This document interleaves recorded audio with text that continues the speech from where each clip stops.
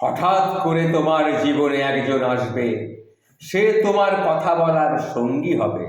তোমার সব দুঃখ কষ্ট সে ভাগ করে নেবে, তোমাকে সাহস যোগাবে, তোমাকে ছোটখাটো বিষয়ে যত্ন করবে, তোমার যত কষ্ট কথা বলার মলম দিয়ে সাজিয়ে তুলবে। তোমাকে রোদে পুড়তে শেখাবে, তোমাকে বৃষ্টিতে ভিজতে শেখাবে, দিনের পর দিন রাতের পর রাত তোমার সাথে সে কথা বলবে। সবচেয়ে বড় কথা, তোমাকে নতুন করে সে বাঁচতে শেখাবে। তখন তোমার মনে হবে, হ্যাঁ, এই রকমই একজনকে আমি চেয়েছিলাম।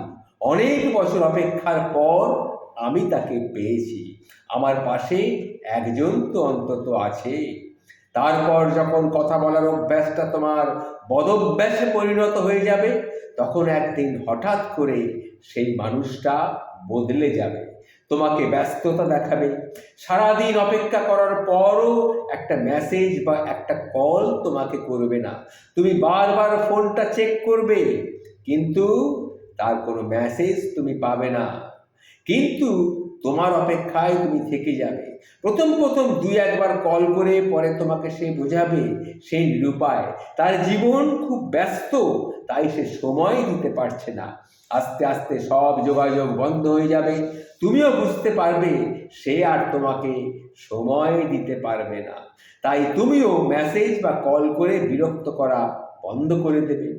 যে মানুষটির জন্য একদিন তুমি ডিপ্রেশন থেকে বেরিয়ে এসেছিলে, আবার সেই মানুষটির জন্যেই তুমি আরো গভীর ডিপ্রেশনে চলে যাবে।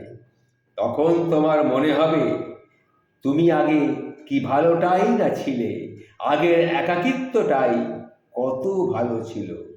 তাই বলছি, জীবনে একা থাকা খুব সহজ, কিন্তু জীবনে কেউ এসে চলে যাওয়ার পর যে একাকিত্বটা আসে, সেটা বড়ই কষ্টদায়ক, বড়ই বেদনাদায়ক। আমি কি কথাটি ভুল বললাম? যদি ঠিক বলে থাকি, তাহলে সবার কাছে আমার কথাটা শেয়ার করে দেবে। ভালো থাকবেন।